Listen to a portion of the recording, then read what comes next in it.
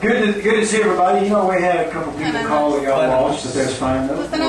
We're just having a good time. We're having a good time with the Lord. When you do things for Jesus, guess what? You always have a good time. You know, Jesus was the only main partier I know. He was the biggest partier of all. Because everywhere in the Bible says Jesus was invited to this, He was invited to that. He went to weddings, He went to all kinds of affairs, you know. So we can have a party. We can have a party in Jesus' name. That's for sure. Huh? Made the water and wine. He made the water and wine. That's right. Exactly right. So He's got to be the main man here, right? All right. We're going to get Smoking Joe up. Now, he's an old buddy of mine. He is a minister over at what church? I gave it away, but okay, you can tell. Huh? Dallas Revival Center. And that's over kind of in the Garland area. That doesn't mean to you guys a lot on YouTube, for sure.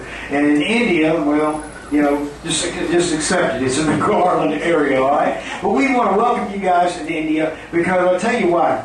Because everywhere that we go, that we can help save one soul, just one soul, then we've already done our work, okay? We have already done our work. So I want to welcome a buddy of mine. Smoker Joe is here, you know, and I'm sure I'm glad he came tonight, for sure. Let's give old Smoker Joe a big round of applause. Come on now.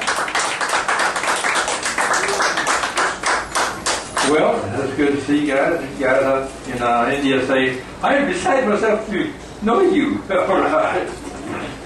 But, okay, we're just going to go right here to it. And, now, Anthony, you were right. I do have brain damage. Back in 2003, I had a massive brain aneurysm. I had two of them. And I was in a coma for 2 weeks. And I woke up blind and crippled. But Dr. Jesus got me through it. Praise God. Man, I was just sitting there blind, and I told the doctor, I said, can you turn on the lights, doctor? He said, well, Mr. Castillo, you're blind. And I cried. I said, have I always been this way? Because I didn't know. I had just been in a coma for 2 weeks, and I had my head ripped open. And I had 2 brain aneurysms. I'm still deaf on the right side. But there was a Christian man next to me. And I remember he watched TBN all the time. And I got to listening, and I heard a funny little voice on TV one day, and he says, there's somebody out there that needs to rededicate your life to Jesus. Say this prayer after me. And I felt something inside me, and I raised my hand. I had IVs hanging on me, and had all kinds of gears and things on me. And I started praising the Lord and giving my life back to Jesus. And my eyes came open. And I could see Him. Like I'm watching you guys right now on that television sitting in a white suit. And I rededicated my life to Jesus. And after that, you know, I was a very successful businessman at that time. But after being in the hospital for 3 months, I lost everything. You know, bills kept on going, and I quit working. And I didn't have the mind that I had to. But the state paid for me for my rehab for 3 months over paid rehab in Farmers Branch, and God got me back on my feet. I lived in a homeless shelter. I slept in my car, but I never gave my grasp on Jesus. And when I finally got out of the shelter, I would go back every week. Every week for a year, I have over 500 hours of community service back at the Samaritan Inn, which is a great organization. But I've been through it all, I tell you. And I'm going to sing this song. I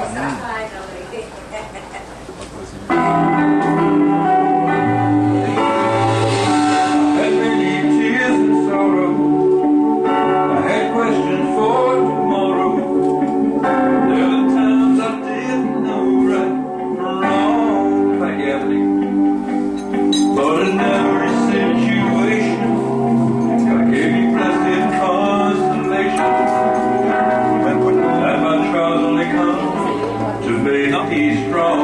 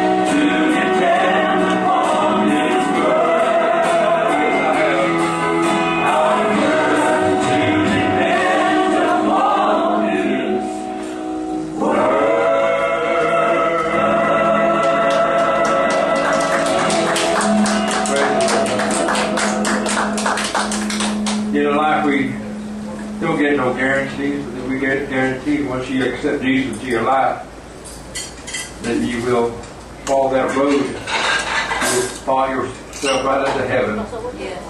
And I had many visions and dreams when I was in that coma, and God showed me my house that I was building up in heaven. I have two. I have mansions in heaven, and there's living water right in the middle of them. And in one of my visions, I was looking at my house, and it's in the middle of the desert, and it's surrounded by mountains, and there's a river behind it, and a railroad track.